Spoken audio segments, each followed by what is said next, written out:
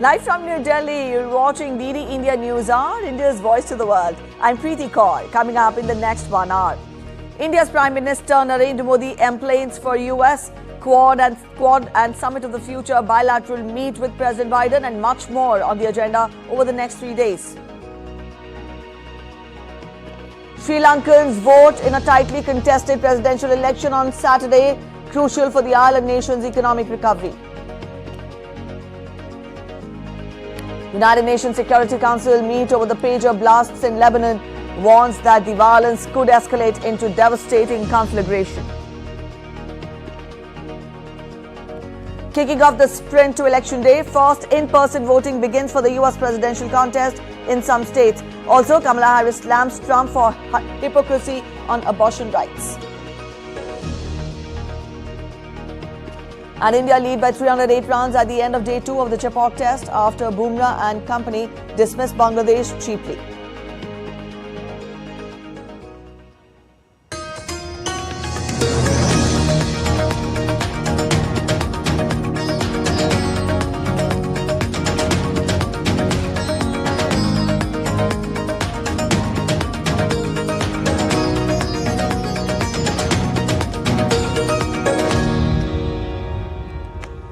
India's Prime Minister Narendra Modi embarked on a 3-day visit to the United States of America.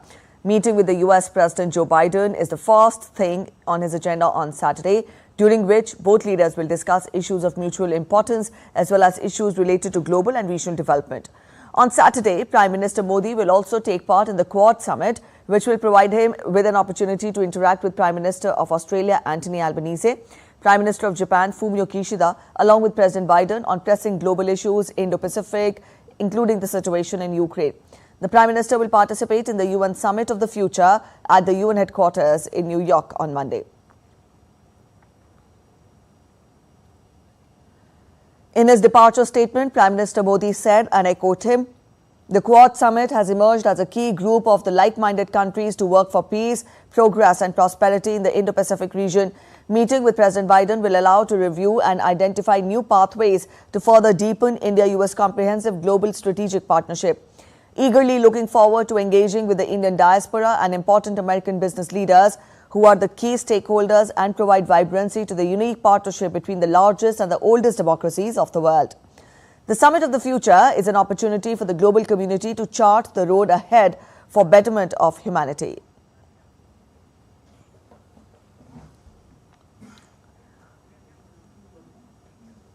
Our correspondent Amritpal Singh is in Wilmington of Delaware State in the US, the hometown of US President Joe Biden. This is the first stop of Prime Minister Narendra Modi during his present visit. Let's get a glimpse of the host's venue, excitement of the residents, and what is in store for Prime Minister's Day 1 from Ground Zero. When Prime Minister Narendra Modi arrives here in the United States on a 3-day visit, his first stop would be Wilmington in Delaware State. He will hold a bilateral meeting with US President Joe Biden, followed by bilateral meetings with his Japanese and Australian counterparts Fumio Kishida and Anthony Albanese. Prime Minister later will participate in the Quad Leaders Summit here. Delaware, in fact, is the home state of President Biden. It's a state where President grew up. In fact, President Biden has chosen this school called Archmere Academy, which is a private school on the suburbs of Wilmington, where President Biden studied.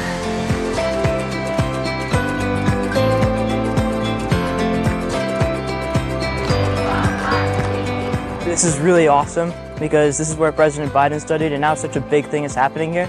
So I'm really excited for what's going to happen. It's a big honor. It's like really a big deal to be at the same school that the President of the United States of America went to.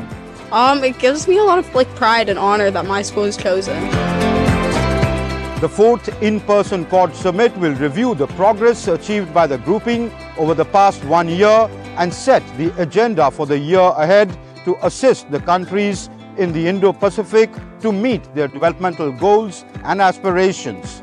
They will also be looking at areas of cooperation in areas like maritime security, high-quality infrastructure, critical and emerging technologies, cyber security, health security, natural disaster response, and climate and clean energy. The leaders will also be addressing a small event called the Cancer Moonshot event here, where they'll be speaking about what their respective governments have done in their turns to deal with the scourge of cancer.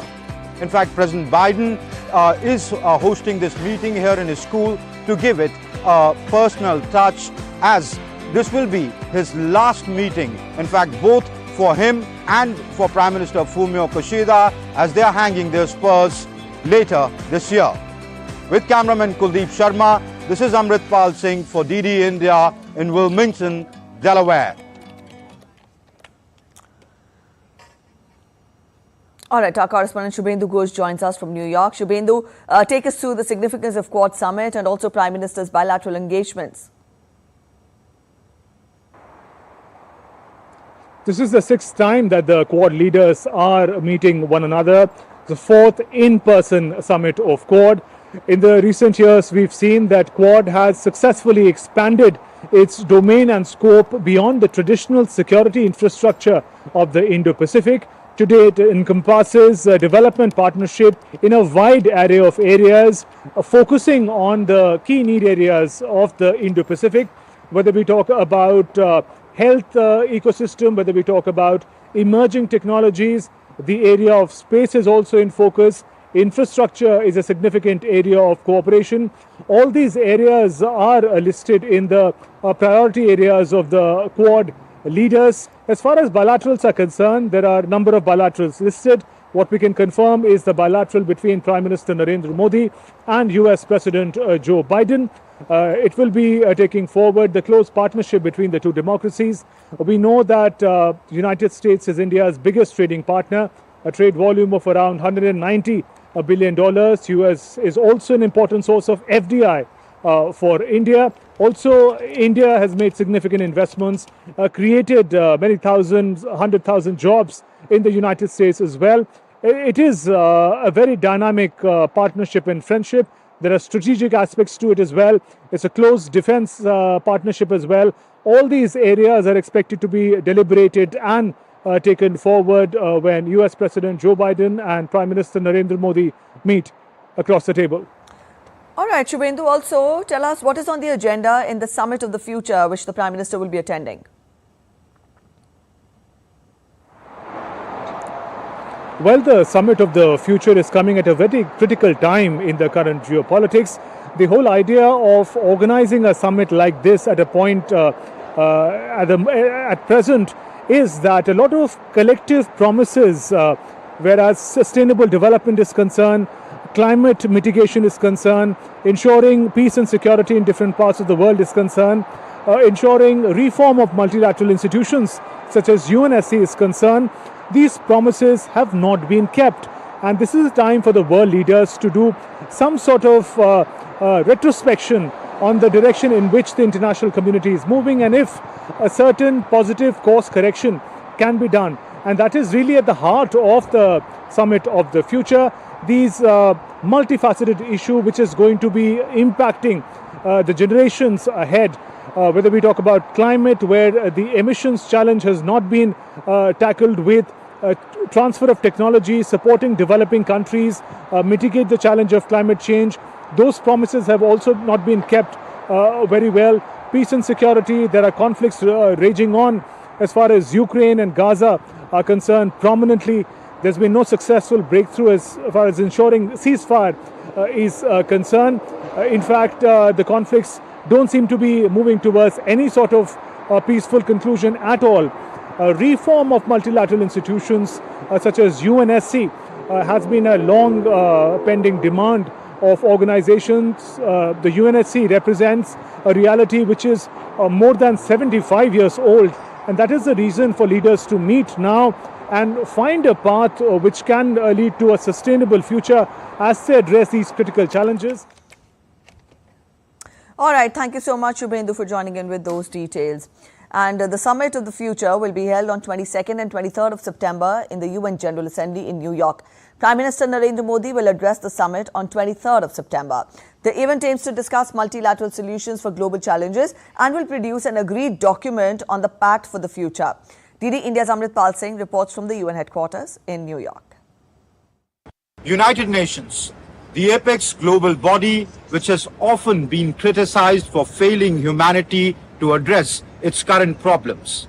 The UN is now staging a summit of the future, which has an ambitious agenda to find solutions to the emerging problems, the solutions to problems which may affect humanity in the near future, to evolve a global consensus, a pact for future which solves humanity's problems. Prime Minister Narendra Modi will be addressing world leaders on Monday at the Summit of the Future, making a strong case for keeping international commitments on sustainable development, financing for the developing countries, and transforming the global governance architecture to make it more effective and equitable. But the big question is, will world leaders be able to keep their differences aside and find solutions to the problems of the world?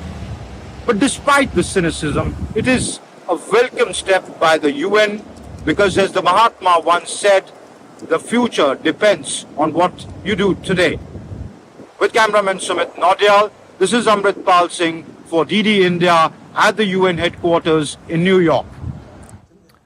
As the United Nations holds the Summit of the Future at its headquarters in New York, one of the pillars of the summit is science and technology and innovation, where the UN will try and achieve a digital global compact to use technology for humanity equitably.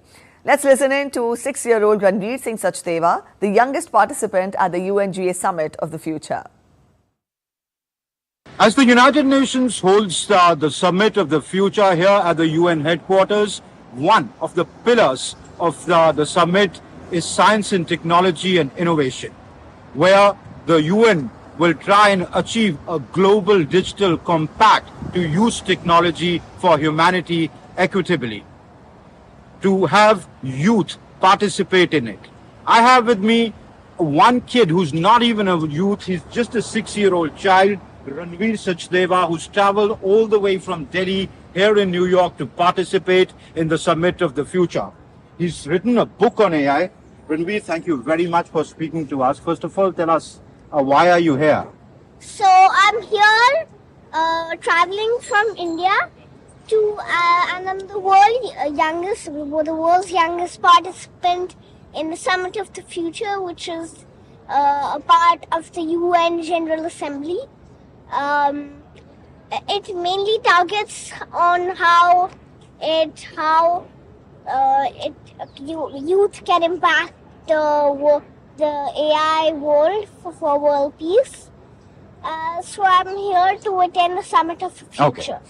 You're not even youth technically, you are just a child right now, a 6-year-old child. What grade do you study in? I'm studying in third grade. Okay. So how do you think as a child AI affects you or the other children of the world? So AI affects us in many different ways. Okay. I've always said that our generation is born with AI because AI is all around us. We ask Alexa, right from your conversation with Alexa and Siri, to YouTube and Netflix suggesting you more songs and videos you like to watch. It's all AI. Okay. And I understand you've written a book. What is the name of the book? Are you born with AI? Okay. And you say you are born with AI? Yeah. Because, it's all around us. Okay, great. So as Ranveer Sachdeva says, AI is all around us, but more importantly, he's here as the youngest participant here in the Summit of the Future. Well, if this is the future, then it looks bright. With cameraman Sumit Naudyal, this is Amrit Pal Singh for DD India at the UN headquarters in New York. All right, you're watching DD India News Hour. We're heading for a short break. Stay with us.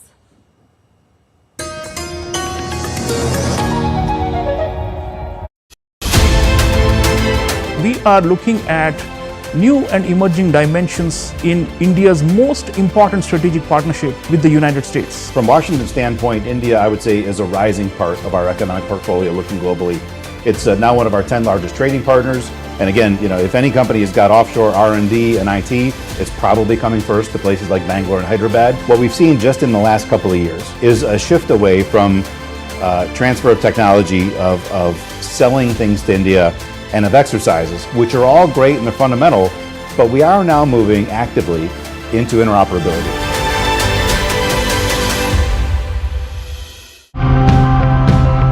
We need to look at waste as a resource. There are many possibilities and opportunities here, starting from the water that we use to brush our teeth in the morning and the shirt on your back. We are always proposing a hybrid sort of operation where you're blending in technology where it's useful. This recycling unit helps us to save 30 to 60% of the drinking water, and we were able to prove that it saved not only water but energy too. Till now, which was considered as a waste, we are now adding value to it, which is increasing the farmers' income.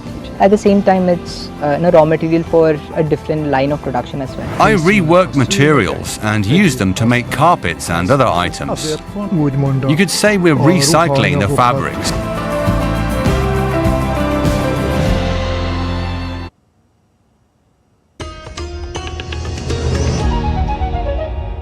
Welcome back after the break. One of the major engagements of India's Prime Minister Narendra Modi's visit to US is his address to the Summit of the Future at the United Nations. India's permanent representative to the UN, P. Harish, speaks exclusively with DD India correspondent Shubhendu Ghosh on the agenda of the summit, India's priorities and also long-pending reforms of the multilateral institutions. The United Nations is hosting the Summit of the Future in New York. World leaders are gathering here in order to realign their strategies for a sustainable future. India's Prime Minister Narendra Modi will also be addressing this gathering. I have with me Ambassador P. Harish, India's permanent representative at the United Nations, to talk about it. So welcome to DD India. First, if you could take us through the significance of the Summit of the Future and what is high on agenda. Let me begin by quoting the Secretary General, who said, "We cannot leave a multilateral system represented in the United Nations for our grandchildren, a system that was designed by our grandfathers." This is the starting point that has led to this summit.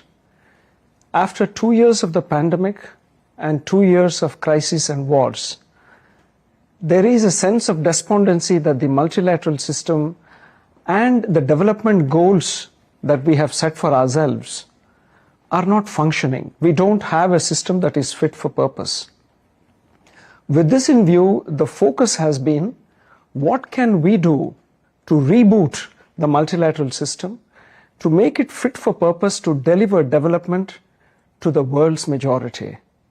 I think with this in mind, the Summit of the Future process had begun, and India actively participated along with all other nations in this process. What can we do to achieve sustainable development goals, have an SDG stimulus so that we can try to reach our Agenda 2030 objectives? What is it we can do more to contribute to achieving our goals on climate change? What is it that we could do in the digital arena to leapfrog development and give a leg up to countries in the global south all these years? What more we can do to transforming global governance, to ensuring that the institutions are fit for purpose for this new era? And most importantly, it is about the youth of the world. This is about the future. It is their future. What is it that we can do to make youth the centerpiece of our development focus and of our strategy? Right. Prime Minister Narendra Modi is going to be addressing the summit as well. There is a lot of anticipation on learning about India's vision for a sustainable tomorrow and the manner in which the priorities of the global south are likely to take center stage. I think we eagerly look forward to Honorable Prime Minister's visit and his message. India is an essential nation in the global system. It is a vital ingredient, the secret sauce for a harmonious world because of our approach, Vasudhaiva Kutumbakam. The whole world is our family. It is with this philosophy that we approach. When India is able to provide all the necessities for its people, when India is able to harness science and technology, digital platforms and digital public goods for 1.4 billion people, when India is able to ensure food security, energy security, and develop new paradigms of development and be a model and make these available to our friends and partners in the global south, I think that makes a huge impact, and that is the true importance of India. And when Prime Minister comes, I think his message would be the example that he has set India on this development process, how we have been able to ensure in the last few years the growth of digital platforms and digital public goods, the huge impetus given to ensuring basic necessities are made available to the vast majority of our citizens, and the way in which we have harnessed technology, not just in space and going to the far side of the moon, but in ensuring that we are able to leverage that for making a difference in the day-to-day lives of our citizens. I think that is what the global south and our friends and partners in the developing world look to us for. And Honorable Prime Minister's address in this regard will be a great inspiration. Right, sir. You talk about the centrality of India in global geopolitics today. In that sense, we are at the United Nations. What kind of a place, what kind of force does India represent in this institution? As I said again, India is a vital nation. India is a bridge between the north and the south, between the developing and the developed, between small countries and global powers. We do this because, as I said, our philosophy is that the whole world is one family. When we develop and leverage technology, we don't patent it. We put it in open source code, make it available on the internet for any country to be able to leverage. Vaccine Maitri is a shining example of India's outstretched hand of help and cooperation to all our friends and partners. I think when we engage on climate change, we engage with a great deal of responsibility, knowing that we didn't cause the problem, but in the full knowledge that we are an important part of the solution. So we remain committed to our Glasgow commitments made by Honorable Prime Minister to achieving 500 gigawatts of renewable energy. I think in a range of areas, when we talk of the threats to peace and security, look at Indian peacekeepers. Over 275,000 peacekeepers have taken part around the world in different missions, safeguarding peace and ensuring safety where they worked. Many of them laid down their lives in the cause of peace and security. I think India is a net contributor to global public good. We have made vital contributions to global public goods and services through the International Solar Alliance, through the CDRI in ensuring we develop disaster-resilient infrastructure, recently through the Global Biofuel Alliance. Prime Minister's clarion call for life is our significant contribution to environment. I think keeping in view all of this, the global south and all developing countries look to us for inspiration, for leadership, and for holding hand as we move forward and take our citizens on the path of development and prosperity. Right, and the points that you mentioned precisely make the case for India stronger as far as reform of the United Nations, UNSC, multilateral global institutions are concerned. It's a long pending demand. What kind of breakthroughs can we expect in this edition of the visit? I think the Summit of the Future, in this all countries are very clear that the Security Council needs reform. We need a reformed Security Council and an expansion in both the permanent and the non-permanent category. India, along with other countries, seeks clearly a time-bound, text-based negotiations to achieve this. We, as 1/5 of humanity, and as a vital nation that has contributed significantly to global public goods and that has played an important role in the international system, have a legitimate claim to a permanent seat in the Security Council. I think in the final analysis, all countries have a clear realization that such reform is required to ensure the credibility of the United Nations and to ensure that it is fit for purpose to meet the challenges of this era. Ambassador, thank you very much for speaking to DD India and sharing your thoughts. That was Ambassador P. Harish. speaking about the summit of the future and also India's growing role and importance in the global geopolitics and at the United Nations. With camera person Sanjay Jaina, Shubhendu Ghosh for DD India in New York. India's Ministry of Environment, Forest and Climate Change on Friday participated in Empowering Youth for Sustainable Future, Intergenerational Responsibility and Skills for a Just Transition side event. This is a side event by United Nations Environment Programme at the Summit of the Future in New York. Secretary, Ministry of Environment, Forest and Climate Change, Leena Nandan highlighted India's commitment to youth action on a global scale.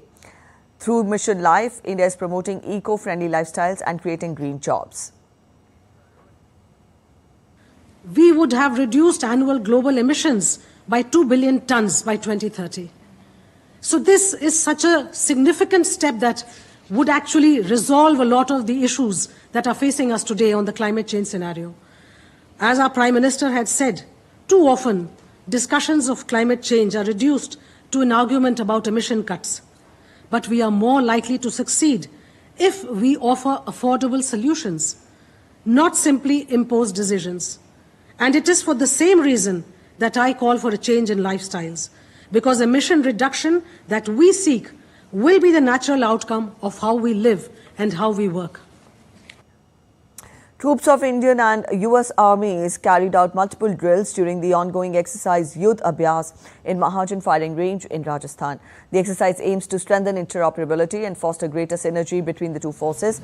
The drills included a display of targeting small drones by trained birds, firing of howitzers, heavy machine guns and mortars, and showcasing of their armoured vehicles. During the exercise, the Indian and US troops carried out counter-terrorism drills during the exercise Yudh Abhyas, during which the choppers like Apache attack helicopters and ALH Dhruv variants also participated.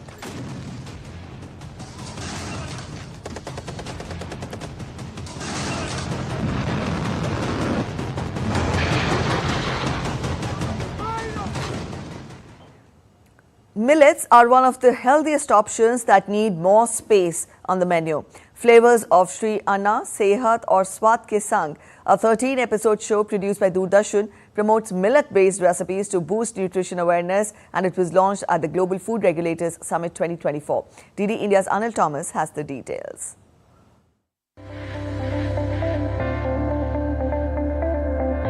A millets recipe show, Flavors of Shri Anna, Sehat or Swat Ke Sang, was launched as a 13-episode series on Doordarshan aimed at promoting millet-based recipes at the Global Food Regulators Summit 2024.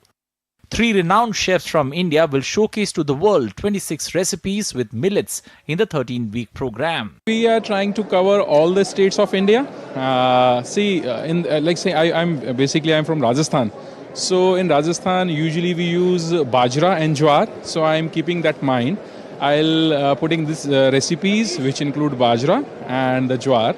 Other chefs are doing their respective recipes which include like ragi and banyan millet and other millets also.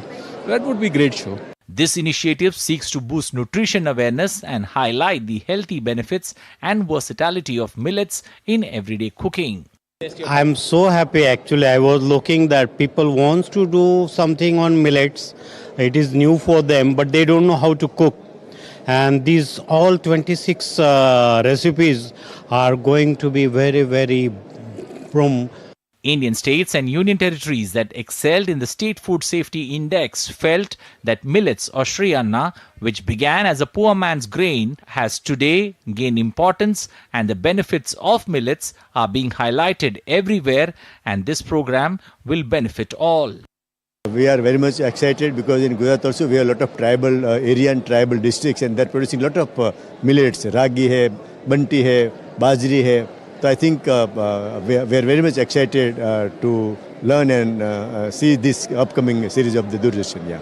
The new cookery show will present millets from farm to plate. The recipe showcased will be now part of numerous acclaimed hotel chains and students from several hospitality as well as culinary institutes.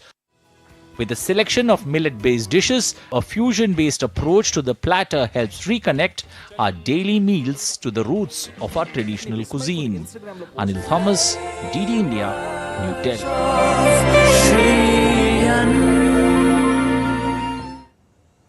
Kerala, Tamil Nadu and Jammu and Kashmir bagged the top honours in the State Food Safety Index for the year 2023-24. Nagaland bagged the best food practice state from the Northeast region. The states were recognised for the exemplary work at the Global Food Regulators Summit 2024. Anil Thomas gets us more. Kerala made a historic achievement in the national food security, securing the top position in the Food Security Index for the second consecutive year. This honour comes from the Food Safety and Standards Authority of India. Kerala first achieved this rank last year and has successfully maintained it through strong efforts. It means a lot to our state because as a state we are taking lots of initiatives to ensure food safety in our state, and not only enforcement activities but also the analytical part. We take a lot of care and we try to ensure the best food safety in our state. So it means a lot actually. The National Food Security Index is compiled by evaluating operational excellence across various awareness programs. Tamil Nadu, Jammu and Kashmir completed the podium.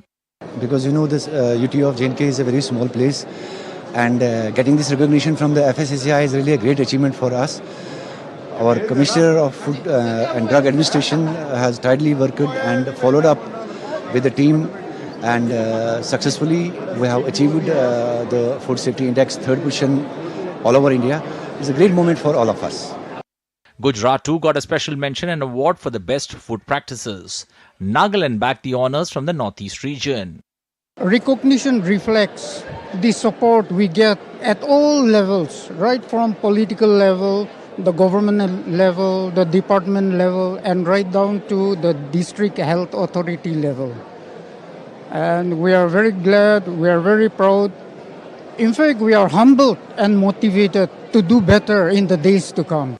The state rankings is attributed to excellence in over 40 areas related to food safety. Various awareness initiatives have also played a significant role in this success. Anil Thomas, DD India, New Delhi.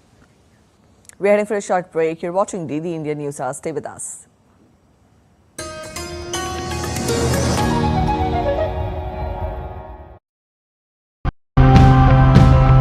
We need to look at waste as a resource. There are many possibilities and opportunities here, starting from the water that we use to brush our teeth in the morning and the shirt on your back. We are always proposing a hybrid sort of operation where you're blending in technology where it's useful. This recycling unit helps us to save 30 to 60% of the drinking water, and we were able to prove that it saved not only water but energy too. Till now, which was considered as a waste, we are now adding value to it, which is increasing the farmer's income.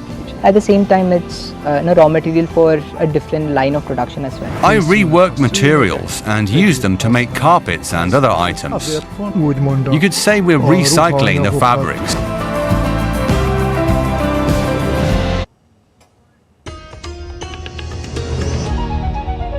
Welcome back after the break. You're watching DD India News Hour. Let's get to more international updates. Voting for presidential election in Sri Lanka is underway. Over 17 million voters are eligible to exercise their franchise to elect the 9th executive president. The island nation is holding its first election after the 2022 economic downturn. Once voting concludes, ballot boxes will be transferred to counting centres, where vote tallying will begin later this evening. Special security measures have been implemented, with over 60,000 police personnel, special task force and the military deployed throughout the island. Although 38 candidates are running for the top post. After casting the vote, incumbent President Ranil Wickremesinghe said that people have voted to decide economic future. To exercise their franchise to determine their future. It is essential that we protect democracy and we don't allow the democratic system to fall apart. I am happy that I have been able to make a major contribution to that. While opposition leader Sajid Premadasa said that democracy will be victorious. All I can say is democracy will be victorious, and for everyone to be very calm and collected and promote and champion democracy. All right, our correspondent Dr. Ahmed Moin Farooqi is joining us from Colombo. Ahmed, good morning. Get us the latest. How is polling progressing in Sri Lanka?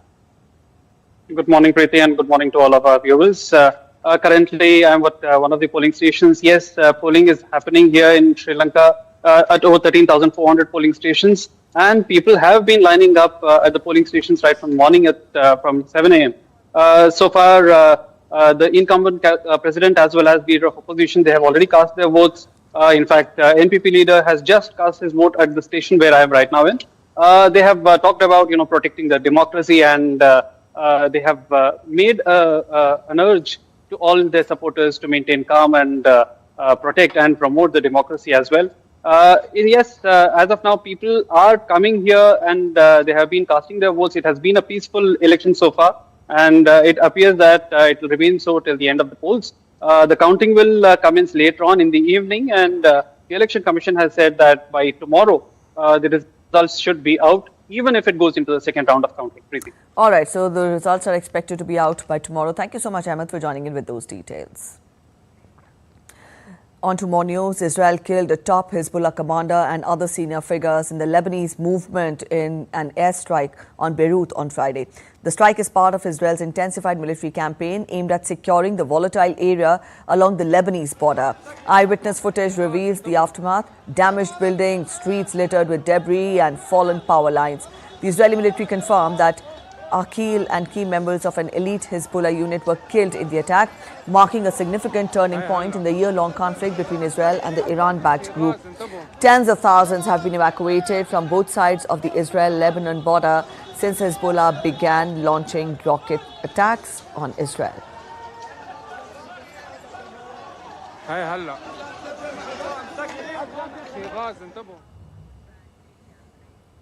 United Nations Security Council met on Friday over the pager blasts in Lebanon targeting Hezbollah. The United Nations denounced the detonation of handheld communication devices used by Hezbollah operatives in Lebanon this week, saying that the attack violated international law and could constitute a war crime. UN's High Commissioner for Human Rights, Volker Turk, has asked for investigation in the circumstances of these explosions and said that international humanitarian law prohibits the use of booby-trap devices in the form of apparently harmless portable objects. National humanitarian law prohibits the use of booby-trap devices in the form of apparently harmless portable objects which are specifically designed and constructed to contain explosive material. It is a war crime to commit violence intended to spread terror among civilians. I call again for an independent, thorough, and transparent investigation into the circumstances of these explosions. Those who ordered and carried out these attacks must be held to account. All right, our correspondent Akshay Dongre is joining us to get us more on this. Akshay, good morning. Now, we've just given a broad outline of the special UNSC session, which talked of the pager blasts in Lebanon. Get us more as to how significant and how binding was this session? What transpired in the session to begin with? Well, Preeti, a very good morning to you and to all of our viewers. First of all, let's begin with who exactly called this emergency session. So Syria, which is part of the non-permanent members this year of the United Nations Security Council, had called for this emergency meeting over the pager blasts in Lebanon on behalf of the Arab states. Now, talking about this meeting, you have questioned about how binding was this meeting. So no resolution was passed. There was no, resolution called to take any decision as such. Since no resolution was passed, the meeting was, or the decisions that have been taken are absolutely not binding. But also, the thing that has been raked up on several occasions, in fact, by India, by several other countries that are not part of the permanent structure of the United Nations Security Council, despite India being the largest country, and the outdated structure of the United Nations, the United Nations Security Council, the sanctity of these kind of emergency meetings are also now in question big time. In fact, the meeting was called, there was some bickering. Israel blamed Lebanon, Israel blamed Hezbollah, it also blamed other Arab states of funding the war. It said that it did not seek war, it did not initiate war when it was attacked on 8th of October, when on the same day when Hezbollah launched multiple rockets, in fact hundreds of rockets in the northern part of the country which borders with Lebanon. On the other hand, we saw Syria and other countries, Syria especially representing the Arab states, said that war crimes are being committed by Israel. So all in all, some sort of bickering took place, blame game took place, but ultimately no binding resolution, no decision that can be taken by a body, or rather is expected to be taken up by a body such as United Nations took place. So that was another disappointment coming in from the United Nations, especially the United Nations Security Council. So the bigger question that is coming out of such kind of conflict, be it the Ukraine-Russia conflict or the war that's going on in the West Asia, the relevance of the United Nations Security Council, these kind of meetings that are being called is also being questioned on multiple occasions. At times it has been questioned by one side of the conflict. On the other hand, it has been questioned by the other side of conflict as well. Or in all, both the sides are unhappy with the structure as it is of the United Nations, especially the United Nations Security Council, that is expected to take some stern decision and is expected to be an inclusive organization to take measures to avoid such kind of conflicts. While a meeting took place, emergency session was called. We just heard the Undersecretary of the United Nations Security Council saying that there should be an investigation, but then again the buck stopped at asking the question that who exactly is going to ensure that everything that is being said by the United Nations is also being implemented on the ground and the parties agree to it. So all in all, that was the conclusion of this emergency meeting with absolutely no relevance taking place on the ground and no impact on the ongoing conflict whatsoever. All right, Akshay, we'll leave it here. Thank you for joining in with those details.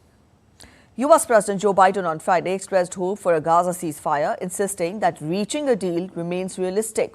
Addressing reporters, Biden emphasized on the need for perseverance, stating, I quote him, "We have to keep at it." The US president also highlighted the importance of restoring peace along Israel's northern and Lebanon's southern borders. We're continuing to try to do what we tried from the beginning to make sure that both the people in northern Israel as well as southern Lebanon are able to go back to their homes and go back safely.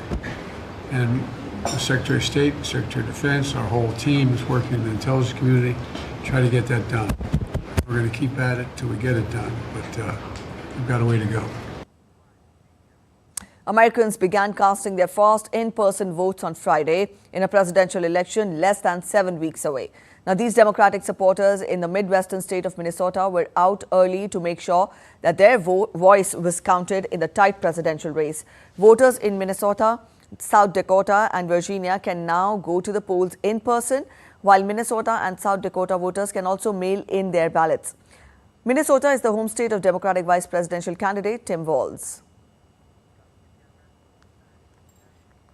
U.S. Democratic candidate Kamala Harris on Friday said that she is trying to get a second opportunity to debate her Republican challenger Donald Trump in this year's presidential race. And in our debate last week,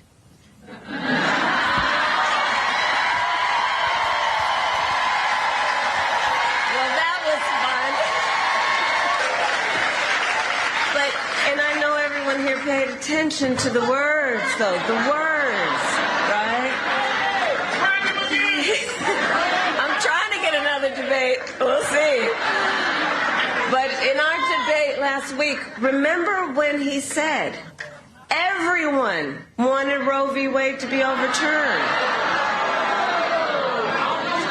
Well, exactly. I don't know who everyone is either. Because women have been arrested and charged for miscarriages. They didn't want that.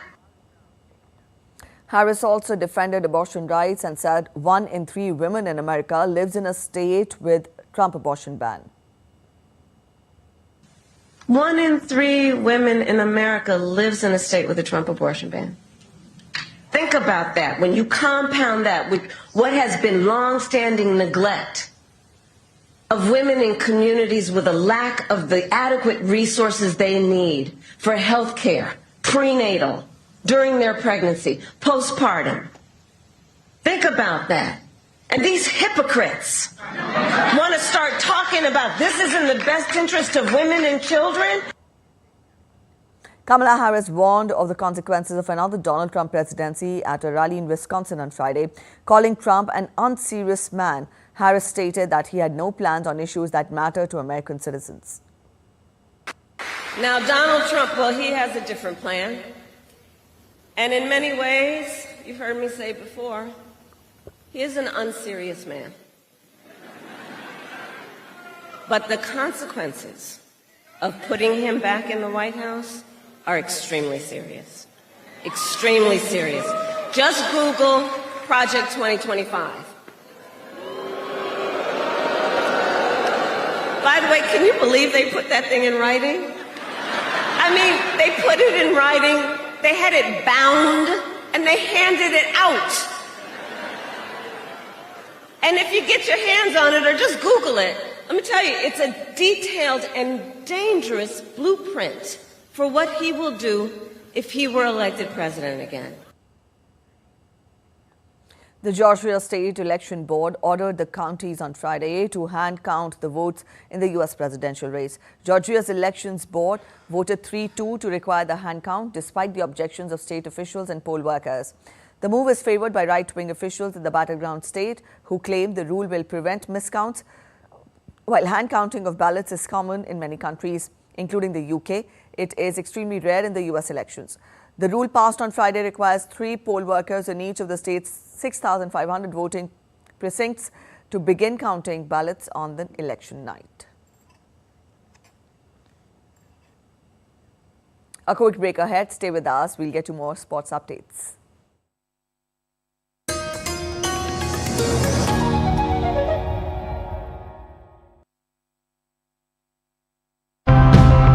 We need to look at waste as a resource. There are many possibilities and opportunities here, starting from the water that we use to brush our teeth in the morning and the shirt on your back. We are always proposing a hybrid sort of operation where you're blending in technology where it's useful. This recycling unit helps us to save 30 to 60% of the drinking water, and we were able to prove that it saved not only water, but energy too. Till now, which was considered as a waste, we are now adding value to it, which is increasing the farmer's income. At the same time, it's raw material for a different line of production as well. I rework materials and use them to make carpets and other items. You could say we're recycling the fabrics.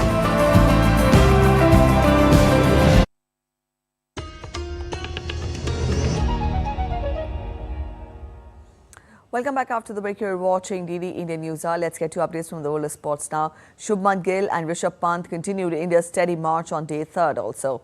Earlier, India dominated day 2 of the ongoing first test match against Bangladesh, strengthening their grip in the Chennai test.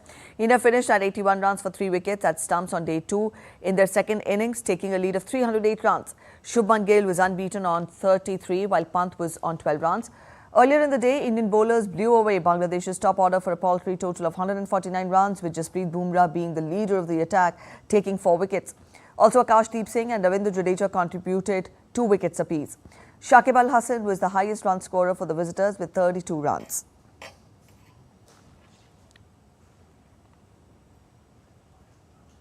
On day 1, India managed to put 376 runs. A total built around excellent knocks by Ashwin, who scored 113 in 133 balls, while Jadeja scored 86 runs in 124 balls. All right, Narayan Singh joins us from New Delhi. Narayan, how is the match poised ahead? India and Bangladesh stepping into a new day. Let us get your predictions.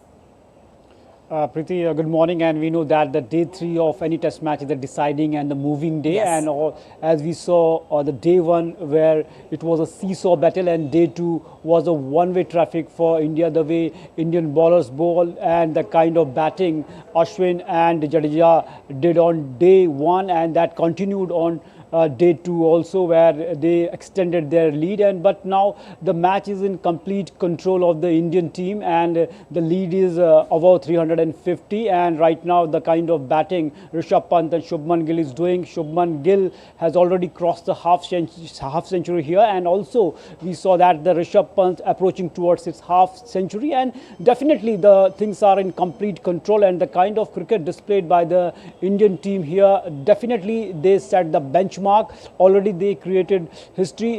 They had already a 17-match unbeaten streak, or 17-match series unbeaten streak at home, and the next best team is Australia with 10-match unbeaten streak at home. So all in all, a fantastic cricket by India. And but the most important point is here that the conception that India broke here, there was a conception that India need spinning tracks, and they will deploy Rishabh, they will deploy Ashwin and Ravin Jadeja from the one end to dismantle their opponents. But here again, with their pace attack, with the kind of bowling Jasprit Bumrah did, Mohammad Siraj did, and Akashdeep, we can say that through their pace also they are dominating their opponent, and that's the good thing. And also against opponent who has a quality pacers like Taskeen Ahmed, Mohammad Hassan, and as well as the kind of bowler they have, Naid Rana. So all in all, a fantastic cricket by India, and almost the things are in control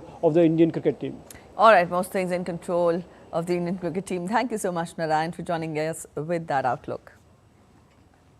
All right, from cricket, we'll now turn focus to chess. India's winning streak at the 2024 Chess Olympiad came to a halt as defending champions Uzbekistan held the team to a 2-each draw in the 9th round in Budapest.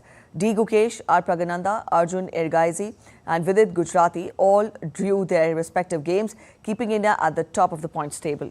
Gukesh held world number 6 Nodirbek Abusattorov to a 3-fold repetition draw, while Vidit and Yakhorgir Vakidov finished their match in a quick draw. Despite early pressure, Pragananda managed to draw against Yakovir Sindarov. Talking of the women action, international master Vanika Agarwal defeated Grandmaster Irina Krush to help India secure a 2-each draw against the US in the 9th round of the women's section at the 45th Chess Olympiad. With Grandmaster D. Harika rested, R. Vaishali lost to Tokiryonova on the top board, and Divya Deshmukh held Kariza's Yip to a draw. Tanya Sachdev, despite a strong position, settled for a draw against Alice Lee. Vantika's victory equalized the score, keeping India's hopes alive with 15 points and a strong push needed for the gold. The draw also meant India slipped to second position while Kazakhstan reached the top. Francisco Cerundolo got off to a winning start at the Lever Cup with a 6-4, 6-4 victory over Team Europe's Kasper Ruud. The Argentine, who was ranked 31, battled past 5 double faults to earn 1 point for his team at the indoor hard-court men's tournament with a format similar to golf's Ryder Cup. Ruud, who is ranked number 9, made 20 unforced errors and just 11 winners. Moreover, on Friday, the Lever Cup and ATP Tour announced a 5-year extension to their existing agreement.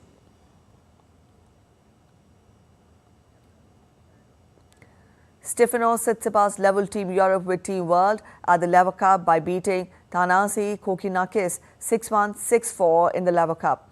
Kokkinakis, seeking to kick off his Team World career, squared up against Tsitsipas with high hopes on Friday, having beaten the Team Europe star in the first round at Flushing Meadows 3 weeks ago.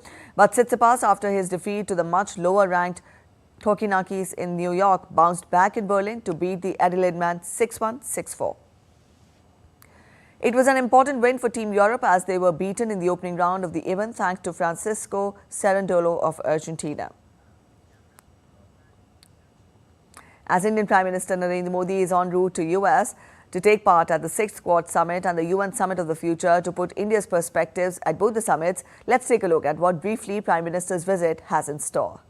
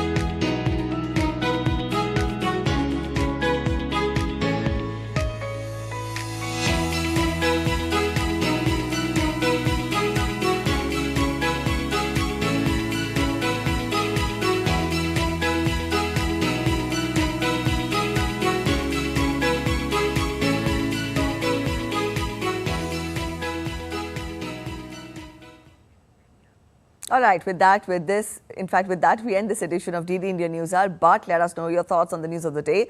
For those of you on the go, you can get all the latest news and updates from India and across the world on the DD India mobile app. This app is available on both Android and iOS platforms, and you can download the respective QR codes. We'll be back with more news as it breaks here on DD India. I'm Preeti Kaur signing off, and from all of us at in Delhi, thanks for watching DD India News Hour.